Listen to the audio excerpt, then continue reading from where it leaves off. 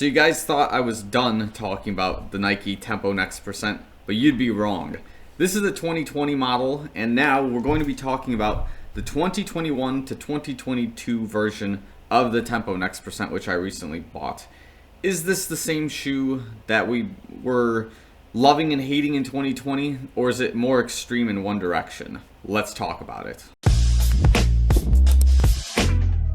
What is up, everybody? Welcome back to the channel. My name is Filip Latocha, and today, as you can already guess, we're talking about the 2021 to 2022 model of the Nike Tempo Next Percent, and realistically, like, my honest opinion of this shoe. So I have maybe 7 videos on this previous model of the shoe and also a different colorway of it, and discussing the things I liked and hated with it. But now I decided to revisit this model shoe, and I have some really concerning thoughts about it. So before we get into it, make sure you like the video, subscribe to the channel. If you're already subscribed to the channel watching this content, thanks so much. Love you guys a lot. Make sure you follow me on Instagram, Strava, for all sorts of different running and life updates as things go along. So without further ado, let's get into it. Specs are always up here on the top left of this video. I keep forgetting sides and whatnot. So what new things are occurring with this shoe that you might not already know? So let's make that clear. If you want to see my previous versions of this video, I'll link them down here below so you can get my initial thoughts on them. There's a lot of things with this new model that I would like to discuss. So obviously, major changes to the foam. There are none to my knowledge, other than maybe micro things, such as maybe the mixture in the React and the Zoom X could be slightly different. That's something I don't really have direct knowledge of. I'm not, somebody who's in the manufacturing line or in the production line who's building this shoe from that side. My understanding is the mechanics of the shoe are still exactly the same. We're still dealing with air zoom pockets. We're still dealing with a nylon carbon plate that's running pretty much the entire duration of the shoe, or at least up to where this pink foam is ending right there, which gives us that rebound and decompression effect simultaneously in the air zoom pocket area of the shoe. So again, like I mentioned at the beginning of this video, I bought this shoe again because I wanted to just relive the experience of having this nice speed trainer once again in my lineup that was basically a daily trainer for me for a little while. And there's just a couple of things that just don't sit well with me, no pun intended, with this particular shoe. So number one, obviously the upper is still the same material, but for some reason it just doesn't feel nearly as tight as this upper was in the past. And it's hard to say where exactly it's not nearly as tight anymore. And I don't know if because this particular Tempo Next Percent I was using outdoors more frequently, and as a result maybe absorbed more elements, maybe because it was running through snow at some points. There's some dirt that's kind of just engraved in the shoe.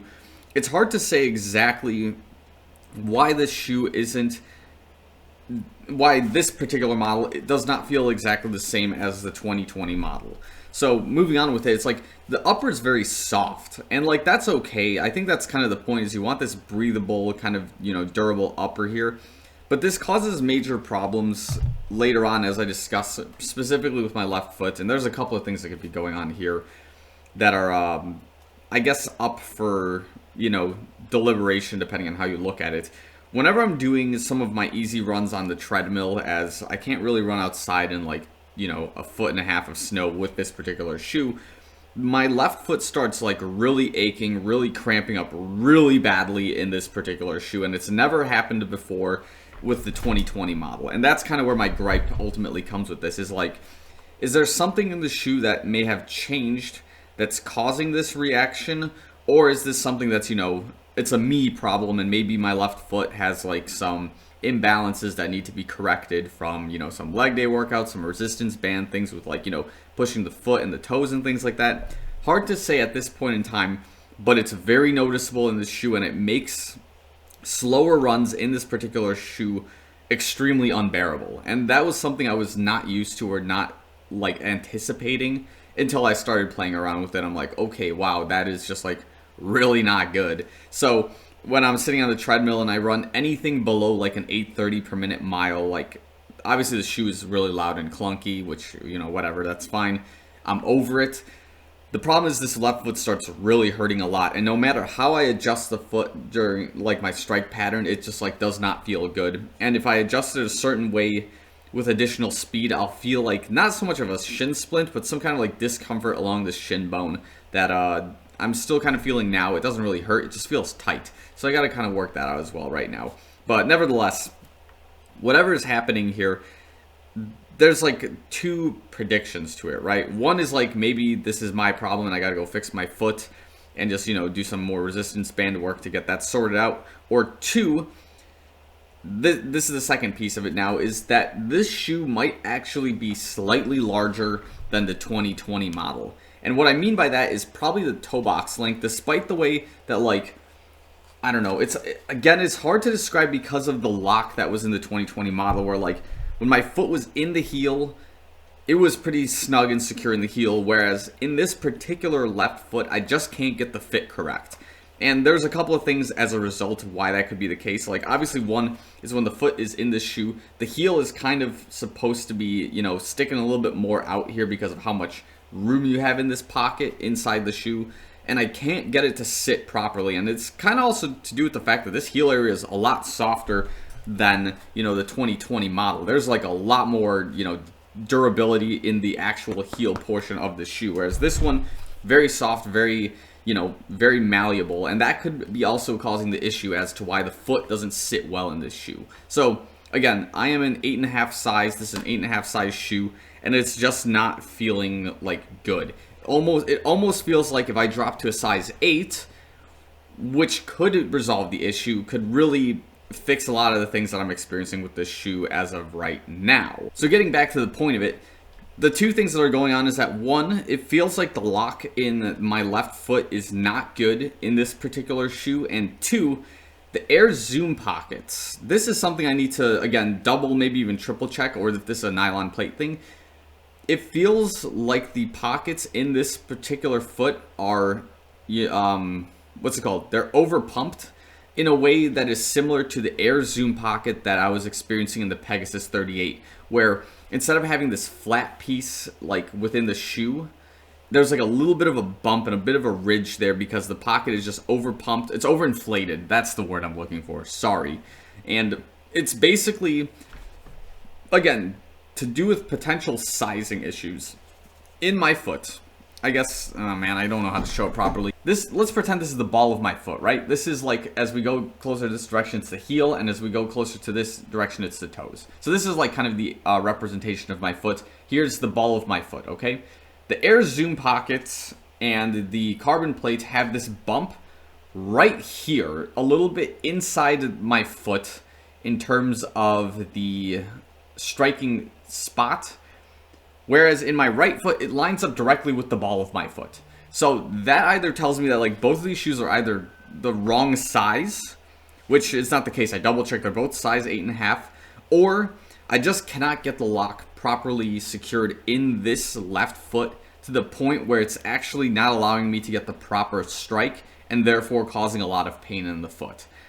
So that's something, again, I need to try to work out, and the only solutions to work it out realistically don't exist on this shoe. There are no, second loopholes where I can run a second loop to tie the shoe down. I think they already have them built in, and they may have been already looped in.